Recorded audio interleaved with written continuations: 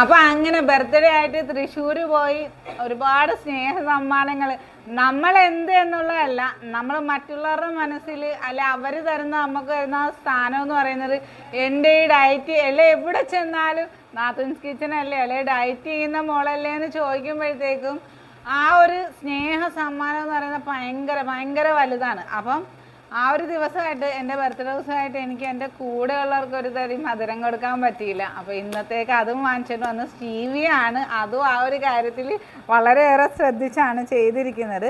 പിന്നെ വേറെ ഒരു സന്തോഷ വാർത്തയോടുണ്ട്. എന്താ പറയുക, കുറച്ച് ദിവസമായിട്ട് ഒരു ചെറിയ ഇതിൽ ഭയങ്കരമായിട്ട് മാനസിക ബുദ്ധിമുട്ടുകളും വെല്ലുവിളികളും നേരിട്ട് ഞങ്ങളിങ്ങനെ പോയിക്കൊണ്ടിരിക്കുകയായിരുന്നു. അതിന് കൂടെ ഒരു ഹാപ്പി ആയിട്ടുള്ളൊരു തുടക്കം കൂടി ആയിക്കോട്ടെ എന്ന് വെച്ച് അപ്പോൾ ഒരു അല്പം മധുരം എല്ലാവർക്കും കൊടുത്തുകൊണ്ട് ചെയ്യാൻ ദേ നമ്മുടെ സ്റ്റീവിയയിൽ ചെയ്തിരിക്കുന്ന കേക്കാണ് കേട്ടോ.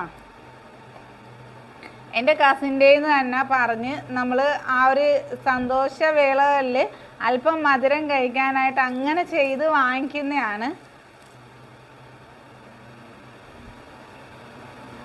സന്തോഷം നമ്മൾ ആരല്ലേ സന്തോഷം ആഗ്രഹിക്കാത്ത, അങ്ങനെയുള്ള നിമിഷങ്ങളിൽ അല്പം മധുരം കഴിക്കുകയും ചെയ്യാം. കൂടെയുള്ളവർക്ക് അത് ഷെയർ ചെയ്യുമ്പോഴത്തേക്കും കിട്ടുന്ന സന്തോഷം എന്ന് പറയുന്നതും വേറെ ലെവലാണ്.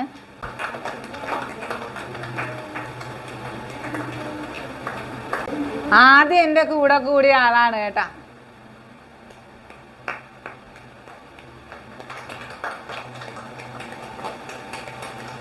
അത് എന്താ പറയാ, പറഞ്ഞറിയിക്കാൻ പറ്റാത്ത സന്തോഷമാണ്. ഇത് രണ്ടാമത് കൂടെ കൂടിയത്. വാ,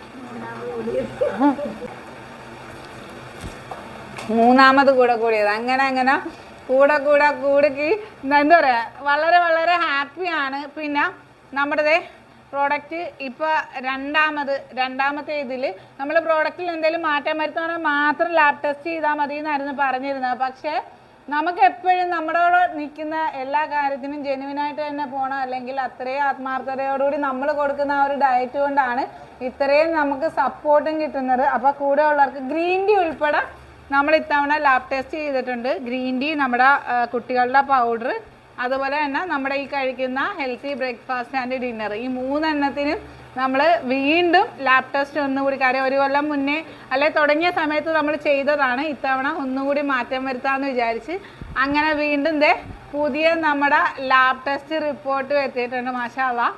അപ്പോൾ നല്ലൊരു ഹെൽത്തി ആയിട്ടുള്ളൊരു ഡയറ്റ് ചെയ്യണമെങ്കിൽ അതെങ്ങനെ ചെയ്യണം, ഏത് രീതിയിൽ ചെയ്യണമെന്ന് അറിയണമെന്നുണ്ടെങ്കിൽ നമ്മുടെ കൂടെ റിസൾട്ട് 100% ഉറപ്പായിരിക്കും, അതും ഹെൽത്തി ആയിട്ട് തന്നെ. അപ്പോൾ ടാറ്റാ.